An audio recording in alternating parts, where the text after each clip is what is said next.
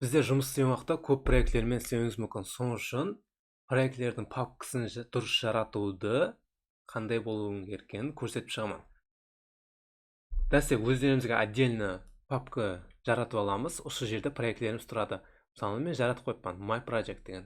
Осы жерде проектілерім тұру керек. Әр істеген проектілерім ішінде тұрады. Енді папканы жаратқан уақытта біздер мынандай символдардан пайдаланбайды. Мынандай пробел қойылмайды, и орысша жазу болмайды. Себебі бұл қателіктерге алып келуі мүмкін. Папка жаратқан уақытта проект жарататпыз. Папканың атын инглис тіл харфлеріменен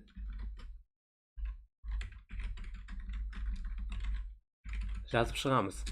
Әммесі кішкентай әріп болу керек. Лишний пробел, басқа символлар, доллар символлары ешқасын қоюға болмайды. Мыналарды керек емес.